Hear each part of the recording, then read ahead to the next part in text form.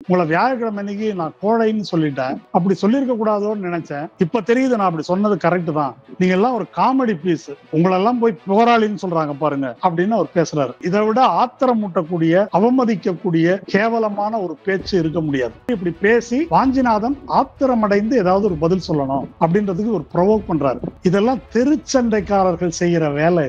Police சித்திரவதை செய்து வாக்குமூலம் வாங்குறது, மிரட்டி வாக்குமூலம் வாங்குறது, இதெல்லாம் செல்லாதுன்னு சொல்றோம். இப்போ போலீஸ்காரங்க ஸ்டேஷன்ல என்ன வேலையை செய்யறாங்களோ அந்த வேலையைத்தான் இந்த நீதிமன்றத்தில் நீதிபதி ஜி.ஆர். சாமிநாதன் செய்திருக்கிறார். வாஞ்சிநாதனை மிக இழிவாக பேசியிருக்கிறார். இது என்ன இப்படி பேசுறது அவர் பிறப்புரிமைன்னு நினைக்கிறாரு. ஒரு நீதிபதி நாற்காலியில் அமர்ந்து கொண்டு எதை வேண்டுமானாலும் பேசலாம் அப்படின்னு பேசியிருக்கிறார். இது கிட்டத்தட்ட ஒரு ரவுடி பேசுற பேச்சு மாதிரி இருக்குது. இதை நீதிபதி நீதிமன்றத்தில் பேசுகிறார். உங்கள் குற்றச்சாட்டுக்கான ஆதாரத்தை எழுத்துப்பூர்வமா கொடுங்க அப்படின்னு சொன்ன உடனே நீதிபதி இன்னும் கோபமாகிறார். உங்களுக்கு பின்னால இருக்கிற ஈகோ சிஸ்டம் என்னன்னு எனக்கு தெரியும், இதுக்கெல்லாம் நான் பயப்பட மாட்டேன். நான் ஒன்னும் மைக் ஆஃப் செய்யல, உங்க பின்னால இருக்கிற நீதிபதிகளிடம் போய் சொல்லுங்க, இதுக்கெல்லாம் நான் பயப்பட மாட்டேன்னு சொல்லி அப்படின்னு இவர் சொல்றார். ஜி.ஆர். சாமிநாதன் இந்த நீதிமன்றத்தில் நடந்து கொண்டிருக்கும் முறைக்காக அவர் மீது கண்டெம்ட் ஆஃப் கோர்ட் வழக்கு தொடரப்பட வேண்டும். கண்டெம்ட் ஆஃப் கோர்ட் ஆக்ட் என்பது குடிமக்களுக்கு மட்டுமல்ல, வழக்கறிஞர்களுக்கு மட்டுமல்ல, நீதிபதிகளுக்கும் பொருந்தும். அது கண்டெம்ட் ஆஃப் கோர்ட் ஆக்ட்லயே இருக்குது. அரசமைப்பு சட்டத்துக்கு எதிராக சனாதன கண்ணோட்டத்தில் நடந்து கொண்டிருக்கிறாரா இல்லையா? எச்சிலை வழக்குல, அதுக்கு முன்னால அர்ச்சகர் வழக்குல, அப்புறம் மாரிதாஸ் வழக்குல, சவுக்கு சங்கர் வழக்குல, அண்ணாமலை வழக்குல, இன்னும் எத்தனை பட்டியல் சொல்லணும். இதுல பூரா அவர் நடந்து கொண்டிருக்கும் முறை சரி என்று லஜபதி ராய் போன்ற வழக்கறிஞர்கள் கருதுகிறார்களா? அப்படிப்பட்ட ஒருவர் சட்டத்தின் ஆட்சியை நிலைநிறுத்துவார், அரசமைப்பு சட்டத்தின்படி நீதி வழங்குவார் என்று கருத இடமில்லை. அரண்சை நண்பர்களுக்கு வணக்கம். அரண்சை ஊடகம் சுயேட்சையாக இயங்குவதற்காகவே உருவாக்கப்பட்டது. நாம் செய்கிற வேலை உண்மையிலேயே மக்களுக்காக செய்கிறோம் என்பதை நீங்கள் நம்பினால், வாய்ப்பு இருந்தால் இந்த ரேசர் பே கியூஆர் கோடுக்குள்ளே நீங்கள் அதை ஸ்கேன் பண்ணி எங்களுக்கு உங்களால் இயன்றதை விருப்பம் இருந்தால் ஆதரவு தெரிவிக்கலாம். அரண்சை நேயர்களுக்கு வணக்கம். நான் மதன் அறிவழகன். இன்றைய நமது சிறப்பு விருந்தினர் தோழர் மருதையன் அவர்கள். நிறைய விஷயங்கள் விவாதிக்க இருக்கிறோம், அவரை வரவேற்கலாம். வணக்கம் தோழர். வணக்கம். வழக்கறிஞர் வாஞ்சிநாதன் மீது கண்டெம்ட் ஆஃப் கோர்ட் அப்படின்னு சொல்லி நீதிபதி ஜி.ஆர். சுவாமிநாதன் அவர்கள் விசாரிச்சிருக்கிறாங்க. ஏற்கனவே அது வெள்ளிக்கிழமை நடந்த விசாரணையின் தொடர்ச்சியாகத்தான் நடந்தது அப்படின்னு சொல்றாங்க. மேற்கொண்டு விசாரணை என்பது கூட தலைமை நீதிபதிக்கு, உயர் நீதிமன்ற தலைமை நீதிபதிக்கு மாறி இருக்குது அப்படின்ற தகவல்களும் வருது. இந்த விசாரணையில் என்ன நடந்தது? அறிவித்தபடி 1:15 மணிக்கு வாஞ்சிநாதன் நீதிபதி ஜி.ஆர். சாமிநாதனுடைய நீதிமன்றத்தில் ஆஜரானார். இப்ப நீங்க கண்டெம்ட் ஆஃப் கோர்ட் கேஸ் அப்படின்னு சொன்னீங்க. இது கண்டெம்ட் ஆஃப் கோர்ட் கேஸே இல்ல, கண்டெம்ட் கேஸே இல்லைன்னு சாமிநாதன் சொல்லியிருக்காரு விசித்திரமா. அதை பற்றி அப்புறம் பார்ப்போம். அப்போ வாஞ்சிநாதன் அன்றைக்கு வியாழக்கிழமை நீதிமன்றத்தில் ஆஜரான போது அவரிடம் கேட்கப்பட்ட கேள்விக்கு விரிவான முறையில ஒரு பதில் அளித்திருந்தார். சுமார் 5 பக்கமோ 6 பக்கத்துக்கு ஒரு பதில், பல கோணங்கள்ல அவர் எழுதி கொடுத்திருந்தார். இப்போ வாஞ்சிநாதன் அப்பீரான பிறகு உங்க பதில் என்ன சொல்லுங்க அப்படின்னு அவர் கேட்கிறாரு. நான் என்னுடைய பதிலை எழுத்துப்பூர்வமா கொடுத்துருக்கிறேன் அப்படின்னு சொல்லிட்டு அவர் சப்மிட் பண்றாரு. நியாயமா நீதிமன்றம் எழுத்துப்பூர்வமான பதிலை படித்து பார்த்து விட்டு அதன் பிறகு அதுல என்னன்ற ஒரு கருத்துக்கோ முடிவுக்கோ அதுல மேற்கொண்டு போகணும். ஆனால் அதை படிக்கிறது ஒரு அரை நிமிஷம், 1 நிமிஷம் கூட இல்லை. அதை படிச்சுட்டு இந்த வீடியோவை போடுறேன், இதை பார்த்துட்டு என்னன்னு சொல்லுங்க அப்படின்னு சொல்லிட்டு வீடியோவை ஆன் பண்ண சொல்றாரு. அந்த வீடியோல தலைப்பு பாத்தீங்களா, அது என்ன, அப்படியே நீங்களே உங்க வாயாலே படிங்க அப்படின்றாரு. அந்த எழுத்து தெரியலையா என்னன்னு தெரியல, அவர் என்னன்னு பாக்குறாரு. என்ன கண்ணு தெரியலையா, உங்களை எதுவும் அரவிந்த் ஆஸ்பத்திரி கூட்டிட்டு போனோமா அப்படின்றாரு. அப்போ வாஞ்சிநாதன், நான் சில விஷயங்களை சொல்ல வேண்டி இருக்குது, நீங்க வீடியோ எல்லாம் போடுறீங்க, நான் என்னுடைய கருத்தை எழுத்துப்பூர்வமா கொடுத்துருக்கிறேன், என்ன குறிப்பான குற்றம் ஏன்னா அன்றைக்கும் நீங்கள் சொல்லல, இப்போ ஒரு வீடியோவை போட்டு அதை கருத்து சொல்ல சொல்றீங்க, அப்படியெல்லாம் சொல்ல முடியாது, அதை எந்த சூழலில் பேசினா என்ன கான்டெக்ட் என்பதோட வைத்துதான் இதை பேச முடியும். உங்கள் குற்றச்சாட்டு என்னவோ அதை நீங்க எழுத்துல கொடுக்கணும், வீடியோவை பார்த்து பதில் சொல்லுங்க என்று கேட்பது சரியானதல்ல. ஒரு வீடியோ அது ஒரிஜினலா என்ன இதெல்லாம் இருக்குது, இப்படி இங்க ஒரு விசாரணை நடத்த முடியாது. இப்ப நீங்க பேசுறதெல்லாம் பார்த்தாக்கா இங்க ஒரு சார்ஜ் ஃப்ரேமிங் மாதிரி தெரியுது. ஃப்ரேமிங் ஆஃப் சார்ஜஸ் நடக்குதா? எனக்கு கொடுத்த நோட்டீஸ் எனக்கு கொடுத்த நோட்டீஸினுடைய பொருள் பேரே என்னன்னு கேட்டா ஒரு ப்ரீ காக்னிசன்ஸ் நோட்டீஸ். ஒரு வழக்கை ஒரு குற்றம் என்று எடுத்துக்கொள்ளலாமா என்று நீதிமன்றம் முடிவு செய்வதற்கு முன்னால் குற்றம் சாட்டப்பட்டவரிடம் விளக்கம் கேட்பது அப்படின்ற நோட்டீஸ் எனக்கு கொடுத்துருக்கிறீங்க. ஆனா நீங்க வியாழக்கிழமை கொடுத்த தீர்ப்பு, இந்த நோட்டீஸ் வெள்ளிக்கிழமை வந்திருக்கு. வியாழக்கிழமை கொடுத்த தீர்ப்புல என்ன சொல்லியிருக்கிறீங்க? வாஞ்சிநாதன் கிரிமினல் நீதிமன்ற அவமதிப்பு இழைத்ததற்கான பூர்வாங்க ஆதாரங்கள் இருக்கின்றன அப்படின்னு உங்க தீர்ப்புல சொல்லியிருக்கிறீங்க. இது எல்லாமே முரண்பாடா இருக்குது அப்படின்னு அவர் சொன்ன உடனே, உங்க மேல கண்டெம்ட் எல்லாம் எடுக்கல, நீங்க சும்மா நீங்களா கற்பனை பண்ணிட்டு பேசாதீங்க அப்படின்னு அவர் சொல்றாரு. இல்லை யுவரானர், உங்க தீர்ப்பிலேயே அப்படிதான் இருக்குது அப்படின்னு தீர்ப்பில இருந்து வாஞ்சிநாதன் படித்து காட்டுகிறார். அதுக்கு பிறகு நீதிபதி சொல்றாரு, இது கண்டெம்ட் இல்ல, விசாரணையும் இல்ல, சும்மா ஒரு கிளாரிபிகேஷன் கேட்கிறோம். என்னை பத்தி நீங்க எவ்வளவு வீடியோ பேசியிருக்கிறீங்க, அதுக்கெல்லாம் நான் ஒரு 50 வீடியோ பேசியிருப்பீங்க, அதுக்கெல்லாம் நான் ஒன்றும் நடவடிக்கை எடுக்கல. நீங்க இந்த அப்பீல் வழக்குல ஒரு கவுன்சிலா வரீங்க என்ற காரணத்தினாலதான் இதை கேட்கிறோம் அப்படின்னு சொல்றாரு. அந்த அப்பீல் வழக்குன்றது என்ன, அதை பற்றி முன்னர் இது பற்றி பேசின வீடியோலையும் நான் சொல்லியிருக்கிறேன். அது ஒரு தமிழ் பல்கலைக்கழகம், அதுல பதவி உயர்வு தொடர்பான வழக்கு, அதில் எதிர்மனுதாரருடைய வக்கீலா வாஞ்சிநாதன் இருந்தார். அந்த வழக்கு விசாரணைக்கு வரும்போது நான் ஒரு டெசிக்னேட்டட் சீனியர் கவுன்சிலை வச்சு வாதாட விரும்புறேன் என்று கூறியதன் அடிப்படையில இந்த 24ஆம் தேதிக்கு ஒரு வாரம் முன்னதாகவே வேற வக்கீலுக்கு அதை மாத்தி கொடுத்துட்டார். அதுக்கு பேர் சேஞ்ச் ஆஃப் வக்காலத். இதை அவர் தன்னுடைய மனுவிலையும் தெளிவா சொல்லி இருக்கிறார். அப்போ 24ஆம் தேதி வாஞ்சிநாதன் ஆஜராக வேண்டிய அவசியமே இல்லை. அன்றைக்கு வெளியிடப்பட்ட நீதிமன்றத்தின் காஸ் லிஸ்ட் என்ற பட்டியலில் அவர் பேரும் இல்லை. இல்லாத போது அந்த கேஸுக்கு அவர் தான் வக்கீல் போலவும், அதுக்காகத்தான் அவரை கூப்பிடுற மாதிரியும் இந்த நீதிமன்றத்துக்கு ஜிஆர் சாமிநாதன் அவரை கூப்பிடுறாரு. அன்னைக்கே என்ன நடக்குது அப்படின்னா, நான் வக்கீல் இல்லைன்னு அவர் சொல்றாரு. ஓஹோ அப்படியா, சரி அது இருக்கட்டும், நீங்க என்னை பத்தி இப்படி எல்லாம் பேசுறீங்களேன்னு ஆரம்பிக்கிறாரு. இதெல்லாம் ஒரு கட்ட பஞ்சாயத்துல கூட இப்படி எல்லாம் நடக்காது, அப்படி செய்தார். அதனால இப்பவும் அதை சொல்றாரு, அந்த கேஸ்ல நான் வக்கீலே கிடையாது அப்படின்னு அவர் சொல்றாரு. அதுக்கு பதில் எதுவும் அவர் சொல்லல.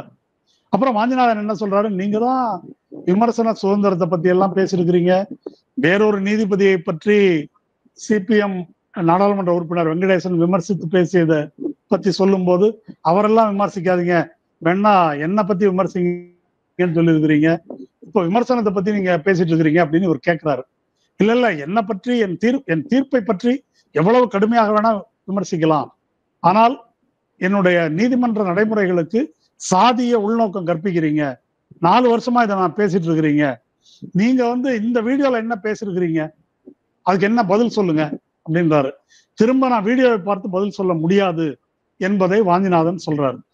உடனே அவர் என்ன சொல்றாரு, உங்களை வியாழக்கிழமை அன்னைக்கு நான் கோழைன்னு சொல்லிட்டேன், அப்படி சொல்லியிருக்க கூடாதோன்னு நினைச்சேன், இப்ப தெரியுது நான் அப்படி சொன்னது கரெக்ட் தான், நீங்க எல்லாம் ஒரு காமெடி பீஸ், உங்களெல்லாம் போய் போராளின்னு சொல்றாங்க பாருங்க அப்படின்னு அவர் பேசுறாரு. இதை விட ஆத்திரம் மூட்டக்கூடிய, அவமதிக்கக்கூடிய கேவலமான ஒரு பேச்சு இருக்க முடியாது. ஆனால் இப்படியெல்லாம் பேசிய போதும் கூட தொடர் வாஞ்சிநாதன் நிதானம் இழக்கவில்லை. அவர் திரும்ப என்ன சொல்றாரு அப்படின்னு சொன்னாக்கா, இந்த வழக்கை நீங்கள் விசாரிக்க முடியாது, உங்களை பற்றி நான் பேசியதா நீங்கள் குற்றம் சாட்டி இருக்கிறீர்கள், குற்றம் சாட்டுபவரே நீதிபதியா இருக்க முடியாது என்பது உங்களுக்கு தெரியும், இதை நீங்க சட்டப்படியே இந்த வழக்கை சென்னை உயர்நீதிமன்றத்தின் தலைமை நீதிபதிக்குத்தான் அனுப்ப வேண்டும் அப்படின்னு அவரு சொல்றாரு. உடனே இவரு, இல்ல நீங்க சுப்ரீம் கோர்ட்ல என்னை பத்தி ஒரு புகார் கொடுத்துருக்கிறீங்க, நான் இப்ப விசாரிக்கிறதுக்கும் நீங்க சுப்ரீம் கோர்ட்ல கொடுத்த புகாருக்கும் எந்த சம்பந்தமும் கிடையாது, அதை நான் தெளிவா சொல்லிடுறேன். நீங்க நான் சாதி ரீதியா நடந்துகிட்டதாக இன்னமும் கருதுகிறீர்களா? ஆம் என்றால் ஆம்னு சொல்லுங்க, இல்லைன்னா இல்லைன்னு சொல்லுங்க.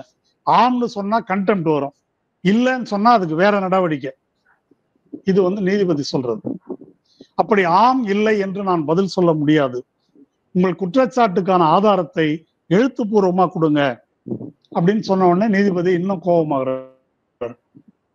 உங்களுக்கு பின்னால இருக்கிற ஈகோ சிஸ்டம் என்னன்னு எனக்கு தெரியும், இதுக்கெல்லாம் நான் பயப்பட மாட்டேன், நான் மைக் ஆஃப் செய்யல, உங்க பின்னால இருக்கிற நீதிபதிகளிடம் போய் சொல்லுங்க, இதுக்கெல்லாம் நான் பயப்பட மாட்டேன்னு சொல்லி அப்படின்னு இவர் சொல்றாரு.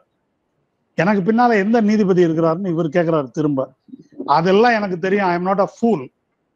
நீங்க ஏற்பாடு செஞ்ச கூட்டத்துல நீதிபதிகள் எல்லாம் பேசியிருக்கிறாங்க, அதுவே கண்டெம்ட் ஆஃப் கோர்ட் அப்படின்னு சொன்ன உடனே அந்த பெஞ்சில் கூட இருந்த ராஜசேகரன் என்ற நீதிபதி கொஞ்சம் சத்தம் அறகுறையா நம்ம காதுல விழுது, அந்த ஜட்ஜை பத்தி எல்லாம் நம்ம பேச வேணாம் அப்படின்ற மாதிரி அவர் சொல்றாரு. உடனே எதிர்த்த மாதிரி இருந்த ஒரு வக்கீல்கிட்ட, உங்க சீனியர் எஸ் சுந்தர், அந்த நீதிமன்ற நீதிபதிகள் 8 பேர் அறிக்கை விட்டுருக்காங்க இல்லையா, அதுல எஸ் சுந்தர் என்ற நீதிபதியும் அடக்கம். அவருடைய ஜூனியர் அந்த கோர்ட் ஹாலில் இருக்கிறாரு. அவரை பார்த்து, உங்க சீனியர் கூட இதுல கையெழுத்து போட்டிருக்காரு, ஐ எம் டீப்லி ஹார்ட், நான் ரொம்ப புண்பட்டு விட்டேன் அப்படின்னு சொல்றாரு. அவர் சொல்லிட்டு, இந்த வழக்கை இப்படி வாஞ்சிநாதன் இங்க பதில் சொல்ல மாட்டேன்றாரு, அதனால நான் வந்து இதை தலைமை நீதிபதிக்கு மாற்றி உத்தரவு பிறப்பிக்கிறேன் அப்படின்னு, அதை டீடைல்டு ஆர்டரை நான் சாம்பர்ல போய் போடுவேன் அப்படின்னு சொல்லிட்டு இதை முடிச்சிடுறாரு. இதை முடித்த உடனே அருண் சாமிநாதன் என்ற ஒரு வழக்கறிஞர், ஒரு பாரதிய ஜனதாவை சேர்ந்தவர் நினைக்கிறேன், அவர் யுவரானர் இந்த வழக்கை பத்தி மீடியால யாரும் எதுவும் பேசக்கூடாதுன்னு ஒரு உத்தரவு போடுங்கன்றார். அதெல்லாம் தலைமை நீதிபதி பார்த்து கொள்ளட்டும் அப்படின்னு சொல்லிட்டு இதை முடிச்சிடுறாரு. சுருக்கமாக இதுதான் நடந்தது. லஞ்சுக்கு முன்னால கொஞ்ச நேரம், பிறகு லஞ்சுக்கு பிறகு கொஞ்ச நேரம் என்று இது நடந்திருக்கிறது. இத வீடியோல பார்த்து கொஞ்சம் விட்டு விட்டு கேட்டது, அதிலிருந்து நான் தொகுத்து புரிந்து கொண்டிருக்கிற செய்தி நிகழ்ந்தது அப்படின்றது இதான். அதுல ஒரு வழக்கறிஞர் சம்பந்தம் இல்லாத ஒரு வழக்கில் இதை கூப்பிட்டு விசாரிக்கிறது சரியா தவறான்னு ஒரு வாதம் போயிட்டு இருக்குது. ஒரு நீதிபதி வழக்கறிஞரை வந்து நீ ஒரு கோழை, நீ ஒரு போராளி இல்லை அப்படின்னு பேசுறது அப்படின்றது கூட வந்து தவறுதான் என்பது போலவும் விமர்சனங்கள் வருது. அதெல்லாம் எப்படி பார்க்கிறீங்க? நீதிபதி வழக்கறிஞரை பற்றி அவமதிப்பாக பேசிய பகுதிக்கு அப்புறம் வருவோம். இந்த வியாழக்கிழமை இவர் விசாரிச்சது, வெள்ளிக்கிழமை உங்கள் மீது குற்றம் சாட்டப்படுவதற்கு முன்னால் நீங்கள் விளக்கம் தருவதற்கு அளிக்கப்படும் நோட்டீஸ் என்ற ப்ரீ காக்னிசன்ஸ் நோட்டீஸ், இந்த விஷயத்தை வந்து பார்ப்போம்.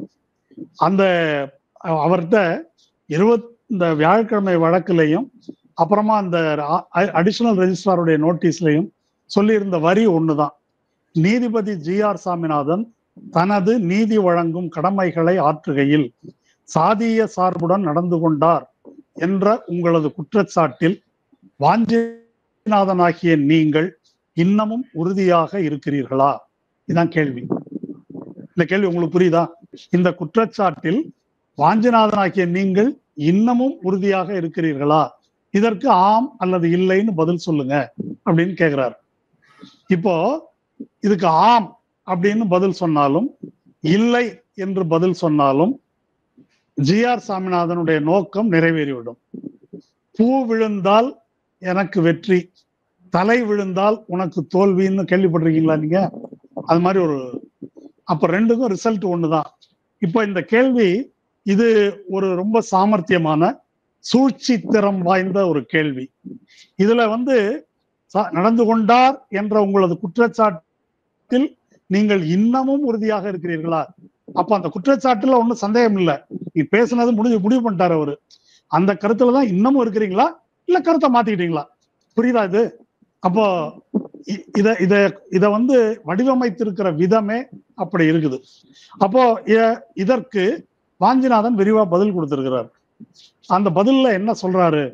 கண்டெம்ட் ஆஃப் கோர்ட் ஆக்ட வந்து கோட் பண்ணி, கண்டெம்ட் ஆஃப் கோர்ட் ஆக்டின் கீழே நீங்கள் என்ன செய்ய முடியும், நீங்கள் இதை வந்து தலைமை நீதிபதிக்கு தான் ரெஃபர் பண்ண முடியும், நீங்கள் இப்படி கேட்க முடியாதுன்னு சொல்லியிருக்காரு. அதுக்கு பிறகு இது எனக்கு சம்பந்தம் இல்லாத வழக்குல என்னை கூப்பிட்டு விசாரிச்சிருக்கிறீங்க, நான் வக்காலத்தை மாத்தி கொடுத்துட்டேன், என்னை கூப்பிட்டதே தேவையில்லாதது அப்படின்றத சொல்லியிருக்காரு. அதுக்கு பிறகு அந்த நீதிமன்றத்திலேயே நான் உங்ககிட்ட விளக்கம் கேட்டேன், எங்க எப்போ பேசியிருக்கிறேன்னு எனக்கு கொடுங்க எழுதி, நான் பதில் தரேன்னு சொன்னேன், அதுக்கு நீங்க விளக்கமே சொல்லல அப்படின்னு அவர் சொல்லியிருக்காரு. அப்படி அவர் கேட்டதையே வியாழக்கிழமை அளித்த தீர்ப்பில் நீதிபதி இருட்டடிப்பு செய்திருக்கிறார். அவர் அப்படியே கேட்காதது போலவும் நான் சேஞ்ச் ஆஃப் வக்காலத்து கொடுத்துட்டேன்னு சொல்லி தப்பிக்க பாக்குறாரு என்பது போல அந்த தீர்ப்பில் வந்து அவர் எழுதியிருக்காரு. அதுக்கு மேல இந்த மாதிரி நான் தலைமை நீதிபதிக்கு வந்து ஒரு வாட்ஸ்அப் ஒரு புகார் ரெஜிஸ்டர்ட் போஸ்ட் அனுப்பியிருக்கிறேன், அதை ஒரு அதிமுக வழக்கறிஞர் வாட்ஸ்அப் குழுவில் சுற்றுக்கு விடுறாரு, கிரைம் பிரான்ச்ல நான் வந்து அதுக்கு புகார் கொடுத்துருக்கிறேன் சைபர் கிரைம்ல, அப்படின்னு சொல்லிட்டு நீங்க எந்த ஆதாரமும் கொடுக்காம இப்படி பேசுற நிலையில அதில் நான் உங்களுக்கு கொடுத்திருக்கின்ற புகாரின் காரணமாகத்தான் இப்படி நீங்கள் விசாரிக்கிறீர்கள் என்று நான் சந்தேகப்படுகிறேன் அப்படின்னு இந்த கடிதத்தில் வாஞ்சிநாதன் தெளிவாக குறிப்பிட்டிருக்கிறார். அதுக்கு மேல எப்படியா இருந்தாலும் இந்த புகாரை தலைமை நீதிபதி தான் விசாரிக்கணும், நீங்க விசாரிக்க முடியாது அப்படின்னு தெளிவா சொல்லியிருக்காரு. அப்புறமா முன்னால கிரிமினல் கண்டெம்ட்னு சொல்லிட்டு அதுக்கு மக்கிய நாள் கண்டெம்ட் இருக்குதான்னு விசாரிக்கிறேன்னு சொல்றீங்களே, இதெல்லாம் உங்களுடைய உள்நோக்கத்தை காட்டுகிறது அப்படின்னு சொல்றாரு. இத்தனையும் சொல்லியிருக்காருங்க. அதுல இது எதையுமே படிக்காம, இது எதற்குமே பதில் சொல்லாமல் இன்னைக்கு இந்த விசாரணையை இங்க நடத்தியிருக்காரு. இப்போ இந்த விசாரணை தொடர்பா சில விஷயத்தை நான் சொல்ல விரும்புறேன். இப்போ இது உங்க மேல கண்டெம்ட் ஆஃப் கோர்ட் எடுக்கல, இது ஒரு விசாரணை கிடையாது, சும்மா கிளாரிபிகேஷன் கேட்கிறோம் அப்படின்னு எந்த சட்டத்துல எங்க இடம் இருக்குது? இந்த மாதிரி ஒரு ஓப்பன் கோர்ட்ல எல்லாரையும் கூட்டி வைத்து கொண்டு வீடியோவை போட்டு நீங்க பேசுறீங்களா இல்லையா, இங்க இப்ப பதில் சொல்லுங்க என்று நீதிபதி கேட்கிறார். பொதுவா ஒரு குற்றவியல் நடைமுறை சட்டத்துல ஒரு ஒரு இது இருக்குது, கான்ஸ்டிடியூஷனலாவும் அது இருக்குது. அதாவது செல்ஃப் இன்கிரிமினேஷனுக்கு எதிரான உரிமை. யார் ஒருவரையும் தனக்கு எதிராக சாட்சியம் சொல்லும்படி கட்டாயப்படுத்த முடியாது அப்படின்றதுல இருந்துதான் போலீஸ் சித்திரவதை செய்து வாக்குமூலம் வாங்குறது, மிரட்டி வாக்குமூலம் வாங்குறது, இதெல்லாம் செல்லாதுன்னு சொல்றோம். இப்போ போலீஸ்காரங்க ஸ்டேஷன்ல என்ன வேலையை செய்யறாங்களோ அந்த வேலையைத்தான் இந்த நீதிமன்றத்தில் நீதிபதி GR சாமிநாதன் செய்திருக்கிறார். ஒரு படி மேல போய் நூற்றுக்கணக்கான வழக்கறிஞர்கள் நேரில் நிற்க, ஆன்லைன்ல பல பேர் பார்த்து கொண்டிருக்க, இந்த சந்தர்ப்பத்தை பயன்படுத்தி கொண்டு வாஞ்சிநாதனை மிக இழிவாக பேசியிருக்கிறார். இது என்ன இப்படி பேசுறது அவர் பிறப்புரிமைன்னு நினைக்கிறாரு, அப்படிதான் நான் கருதுறேன். பிறப்புரிமைன்றதை அவர் எப்படி எடுத்துக்கொண்டாலும் சரி, ஒரு நீதிபதி நாற்காலியில் அமர்ந்து கொண்டு எதை வேண்டுமானாலும் பேசலாம் அப்படின்னு பேசியிருக்கிறார்.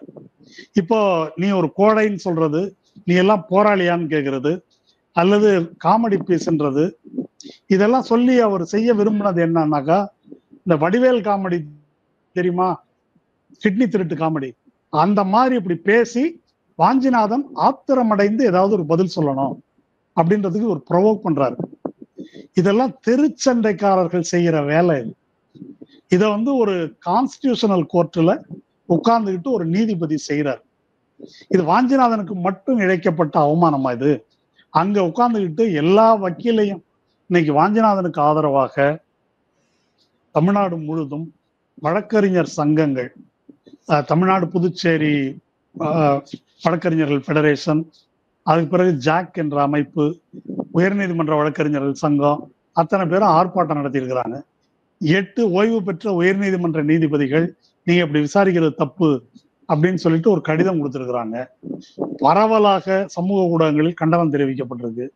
இப்போ இவர்கள் எல்லாரும் வாஞ்சிநாதனுக்கு மாமனா மச்சானா தனிப்பட்ட முறையில் வேண்டியவர்களா? அவங்க எல்லாம் ஏன் இதை தெரிவிக்கிறாங்க? நீங்க நடந்து கொள்வது சட்டத்துக்கு விரோதமானது, முறைமைக்கு விரோதமானது. ஒரு வழக்கறிஞரை இப்படி நீங்க நடத்த முடியாது, அதற்குரிய அதிகாரம் உங்களுக்கு கிடையாது என்பதனால் தான் இத்தனை பேரும் தலையிட்டு பேசியிருக்கிறார்கள். அப்போ GR சாமிநாதன் என்ன செய்யறாரு? வழக்கறிஞர் சமூகத்தை நீ ஒரு கோழை, நீ எல்லாம் ஒரு ஆளான்னு கேட்கறதெல்லாம் வாஞ்சிநாதனை பார்த்து கேட்ட கேள்வி என்று தயவு செய்து யாரும் புரிந்து கொள்ள வேண்டாம். மொத்த தமிழ்நாட்டின் வழக்கறிஞர் சமூகத்தை பார்த்து அவர் கேட்ட கேள்வி. அதே போல நீதிபதிகள், ஓய்வு பெற்ற நீதிபதிகள் சொல்லியிருக்கிறாங்க. ஓய்வு பெற்ற நீதிபதிகள் வாஞ்சிநாதன் செஞ்சது சரி அப்படின்னு எங்கேயாவது சொல்லியிருக்காங்களா? அந்த பிரச்சனைக்குள்ளே அவங்க போகல.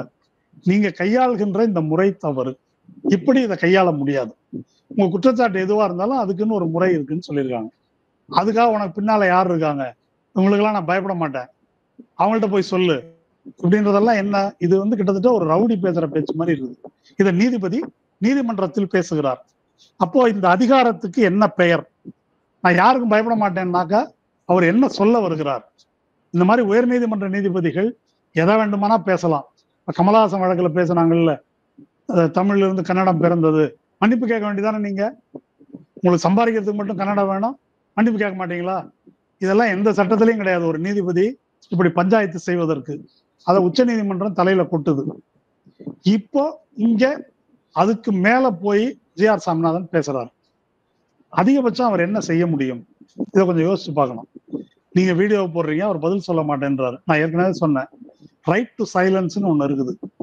அவர் ஏன் நான் பதில் சொல்ல மாட்டேன்னு சொல்லிட்டு பதில் இருக்க அதை பார்த்து கருத்து சொல்ல மறுக்கிறாருன்னு பதிவு பண்ணிட்டு மேற்கொண்டு என்ன செய்யணுமோ அதை நீங்க செஞ்சுட்டு போக வேண்டியதான்.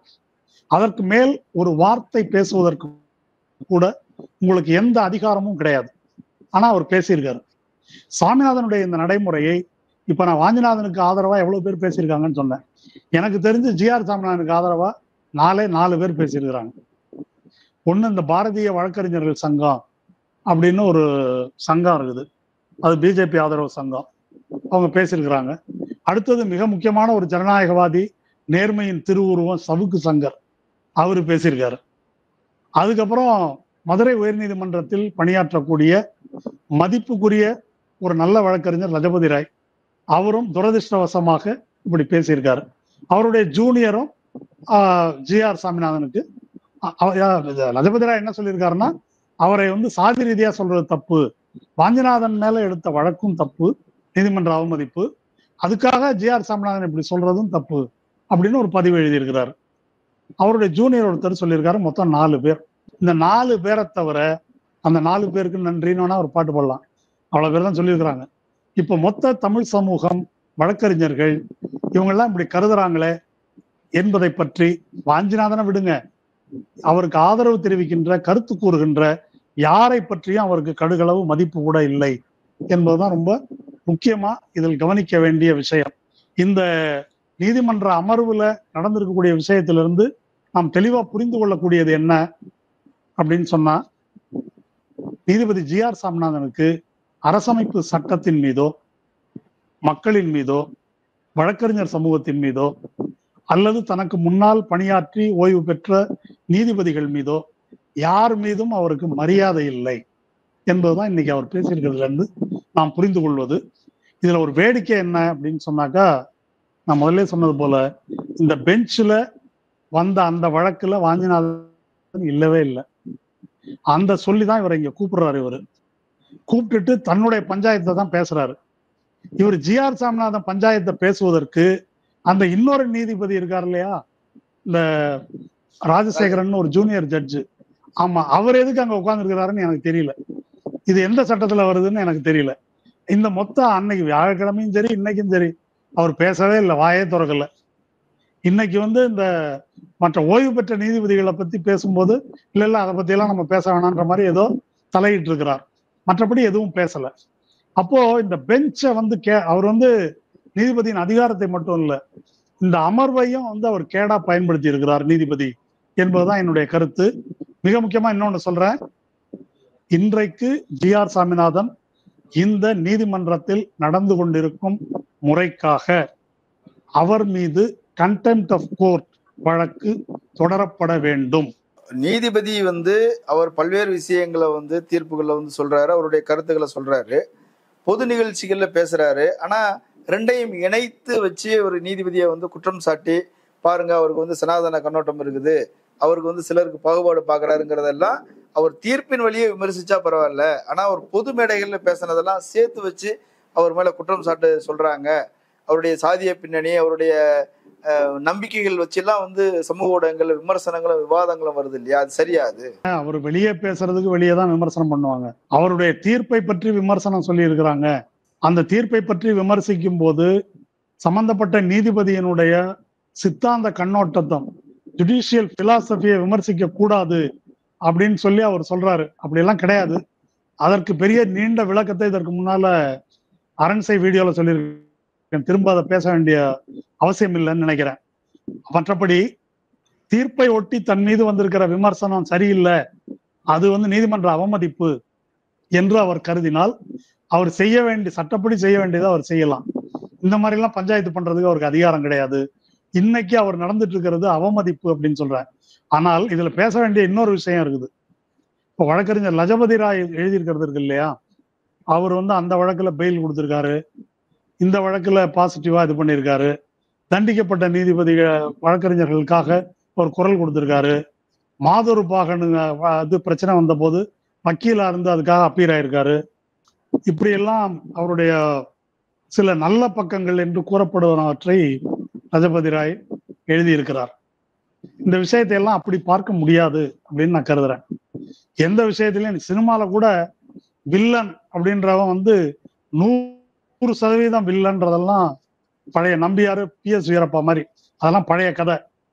வில்லன்லயும் நன்மைகள் செய்யக்கூடிய வில்லன் இருப்பான். இப்ப நம்ம GR சாமிநாதனை பற்றி பேசி கொண்டிருக்கும் போது அவருக்கு பெயில் கொடுத்தாரு, இவருக்கு அதை பண்ணாரு, அல்லது அவர் கை சுத்தம், அவர் லஞ்சமே வாங்க மாட்டாரு, அவர் எளிமையானவர், இதெல்லாம் நமக்கு தேவையில்லாத வேலை.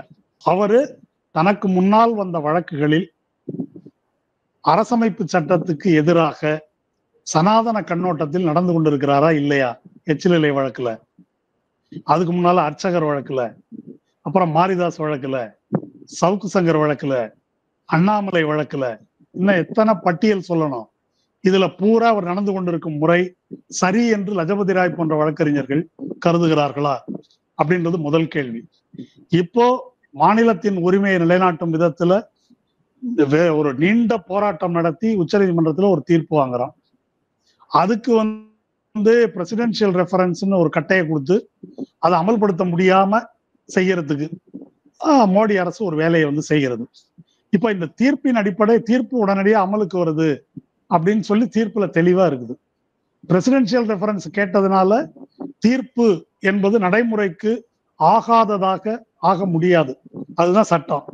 அப்போ விசி அப்பாயின்ட் பண்ணும்போது இவர்கிட்ட திருநெல்வேலியில இருந்து ஒருத்தர், இவர் சென்னை கோர்ட்ல இருக்கும்போது மதுரை கோர்ட்ல போடாம இங்க போடுறாரு. அதெல்லாம் இது ஒரு மர்மமாக லஜபதி ராய் போன்ற வழக்கறிஞர்களுக்கு தெரியலையா அப்படின்னு எனக்கு தெரியல. அந்த கேஸ்ல இவர் ஒரு தீர்ப்பு கொடுக்குறாரு. இதை சர்க்கமெண்ட் பண்ற மாதிரி அந்த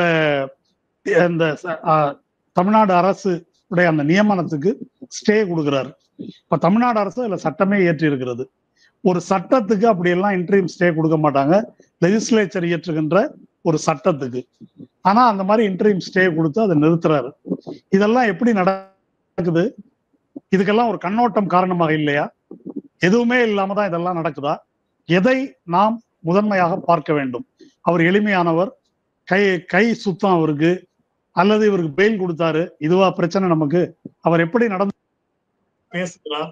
தன்னுடைய அதிகாரத்தை பயன்படுத்தி நீதிமன்ற வளாகத்திலேயே என்னெல்லாம் பேசியிருக்கிறார்.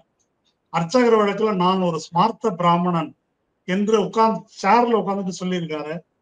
தமிழ்நாட்டுல எந்த ஒரு நீதிபதியாவது, இல்ல இந்தியாவுல எந்த நீதிபதியாவது நான் இந்த ஜாதின்னு அறிவிச்சிருக்காங்களா? இப்ப அவர் சொல்றாரு என்ன ஜாதியை சொல்லிட்டீங்கன்னு, அவரே தன்னுடைய ஜாதியை சொல்லிட்டு இருக்காரு. ஜெயலலிதா ஆமா நான் ஒரு பாப்பாத்தின்னு சொன்ன மாதிரி. அப்படி இல்ல இருக்குது இது, அப்படி சொல்லலாமா? இன்னைக்கு நீதிபதி கவாய் வக்ஃபு வழக்குல துஷார் மேத்தா கனம் நீதிபதி அவர்களே, இவங்க முஸ்லீம் தான் என் வழக்கை விசாரிக்கணும், முஸ்லீம் நீதிபதி என்று சொன்னாலும் சொல்வார்கள் என்ற போது அவரை கண்டித்து கவாய் குறுக்கிட்டார். இந்த நாற்காலியில உட்கார்ந்தா எங்களுக்கு வேற எந்த ஐடென்டிட்டியும் கிடையாது, அதனால அதெல்லாம் பேசாதீங்கன்னு சொல்லி துஷார் மேத்தாவை கண்டிச்சார் அவர். அப்போ எது முன்மாதிரி? இதெல்லாம் அவர் பண்ணியிருக்காரு. இது நிறைய சொல்லிட்டு போலாம். அப்ப எதை வைத்து பார்க்க வேண்டும்? இப்போ வாஞ்சிநாதன் வழக்குல அவர் நடந்து கொள்ளும் முறை என்ன? வழக்கறிஞர் லஜபதி ராய் அவர்கள் வாஞ்சிநாதன் மேல போட்ட கண்டெம்ட் தப்பு அப்படின்னு சொல்றாரு. ஆனா அது தப்பு சரின்ற பிரச்சனை எல்லாம் இருக்கட்டும், இப்ப அவர் செஞ்சிருக்கிறாரு, இது பூரா முறைகேடாக தெரியவில்லையா? அவர் ஒரு புகாரை ரெஜிஸ்டர்ட் போஸ்ட் அனுப்பியிருக்காரு. அது எப்படி கள்ளத்தனமா வாட்ஸ்அப்ல கசிந்து வெளியே வருது 1.5 மாசம் கழிச்சு? அந்த புகாருக்கும் நான் பேசுறதுக்கு சம்பந்தம் இல்லை என்று நீதிபதி சொல்லுகிறார். நீதிபதி சொன்னா உடனே நம்பிடணுமா எல்லாரும்? அது உங்களுடைய கூற்று, அவ்வளவுதான். நீங்க நடந்து கொள்ளும் முறையெல்லாம் நீங்கள் சரியாக நேர்மையாக நடப்பதாக தெரியலையே. இந்த முறையெல்லாம் கையாண்டிருக்கிறாரே, இது சரியா என்று பேச வேண்டும். மற்றபடி அவரு சாமிநாதனோடு நட்பு இருக்கலாம், அதெல்லாம் பத்தி நமக்கு வேண்டியதில்லை. பெரியாருக்கு கூட தான் ராஜாஜியோட நட்பு இருந்தது. ஆனா ராஜாஜியோடைய அரசியலை, அவருடைய கருத்தியல் பார்வையை ஒரு இம்மி அளவாவது பெரியார் அதோடு சமரசம் செய்து கொண்டிருக்கிறாரா? அதுதான் நமக்கு முன்மாதிரி. ஆனால் அப்படி பார்ப்பது மிக மிக தவறு அப்படின்னு கருதுறேன். கடைசியா ஒரே பாயிண்ட், கண்டெம்ட் ஆஃப் கோர்ட் அப்படின்றத கண்டெம்ட் ஆஃப் ஜட்ஜ் என்றுதான் எல்லோரும் புரிந்து கொண்டிருக்கிறார்கள். இதை நான் திரும்ப திரும்ப சொல்றேன். கண்டெம்ட் ஆஃப் ஜட்ஜ்னா அப்படியே சட்டம் இருந்திருக்கும். இது கண்டெம்ட் ஆஃப் கோர்ட். கோர்ட்ல 2 பேரும் 2 அங்கங்கள், நீதிபதியும் வழக்கறிஞரும் 2 பேரும் கோர்ட் ஆபீசர்ஸ் தான். நீதிபதிகளுக்கு இரு தரப்பு வழக்கறிஞர்களும், மனுதாரர் தரப்பு, எதிர் மனுதாரர் தரப்பு, 2 வழக்கறிஞர்களும் சண்டை போட்டுக்கிறாங்க அப்படின்ற மாதிரி நம்ம பார்க்கறதுக்கு தெரியுது. ஆனா அதுக்கு பொருள் என்ன என்று கேட்டால், 2 பேரிடமும் பல கேள்விகளை கேட்டு இதில் சட்டப்படி சரியானது எது என்ற புரிதலுக்கு நீதிபதி வருகிறார். அப்படி ஒரு புரிதலுக்கு வருவதற்கு இந்த வழக்கறிஞர்கள் உதவுகிறார்கள் என்பதுதான் வழக்கறிஞர்களுக்கும் நீதிபதிகளுக்கும் இடையிலான உறவு. ஆனா ஜி.ஆர். சாமிநாதன் அவர்கள் இன்றைக்கு நடந்து கொண்டிருப்பதை பார்க்கும்போது அவர் ஆண்டான் போலவும் வழக்கறிஞர்கள் அடிமைகள் போலவும் அப்படிதான் சட்டத்துல இருக்கு அப்படின்னு நினைச்சிட்டு இருக்காரு. அது சனாதன தர்மத்துல அப்படிதான், அது கரெக்ட் தான், அவருக்கு விருப்பமான சனாதன தர்மத்தின்படி அப்படித்தான். ஆனா துரதிருஷ்டவசமாக இந்திய அரசமைப்பு சட்டப்படி அது அப்படி இல்லை என்பதை அந்த நீதிபதிக்கு நினைவூட்டுகிறேன். மக்களை பொறுத்தவரை ஒரு விஷயம் சொல்றேன், கண்டெம்ட் ஆஃப் கோர்ட் ஆக்ட் என்பது குடிமக்களுக்கு மட்டுமல்ல, வழக்கறிஞர்களுக்கு மட்டுமல்ல, நீதிபதிகளுக்கும் பொருந்தும். அது கண்டெம்ட் ஆஃப் கோர்ட் ஆக்ட்லயே இருக்குது. அதை மட்டும் படிச்சுக்காங்க. Section 16, contempt by judge, magistrate or other person acting judicially. நீதிமன்றத்தில் பணியாற்றும் போது நீதிபதியோ ஒரு மேஜிஸ்ட்ரேட்டோ மற்றவர்களோ அவங்க செய்யக்கூடிய நீதிமன்ற அவமதிப்பு பற்றி, subject to the provisions of any law for the time being in force, a judge, magistrate or other person acting judicially shall also be liable for contempt of his own court or of any other court in the same manner as any other individual is liable. In the same manner as any other individual is liable. அதனால இந்த provisions of the act shall so far as may be apply accordingly.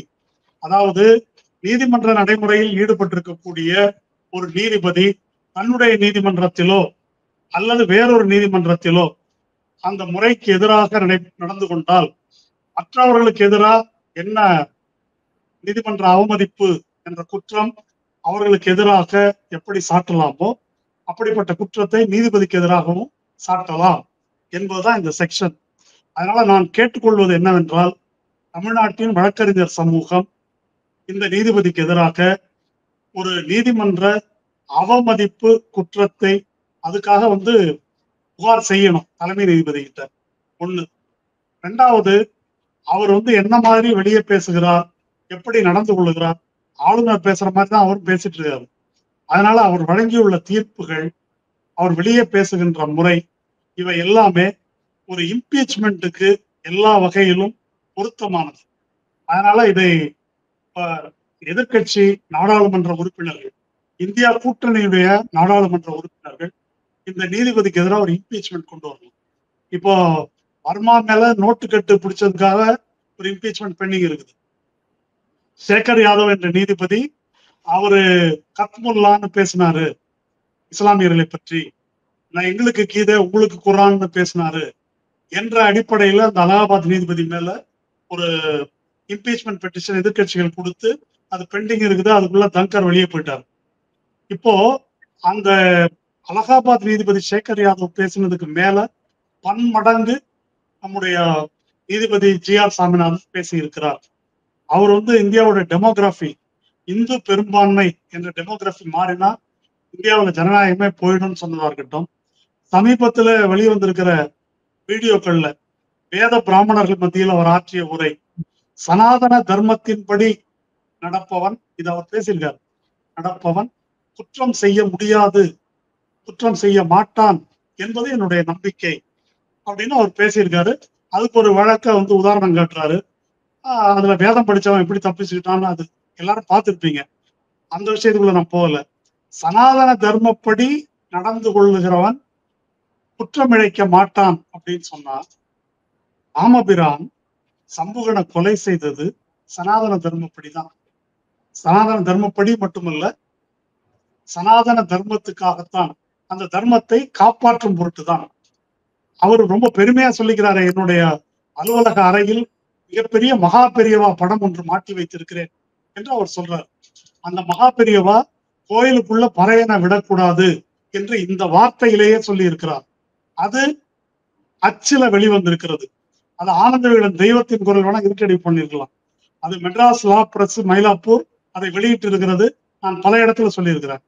அவர் பெண்களை பற்றி பேசியது இருக்கிறது. காந்தி சொல்லியே கூட அவர் விடமாட்டேன் அப்படின்னு சொல்லியிருக்காரு. அதுக்கு அடுத்த நீதிபதி அதுக்கு அடுத்த சங்கராச்சாரி பேசினது பெண்களை பற்றி, அதெல்லாம் வண்டியா இருக்குது.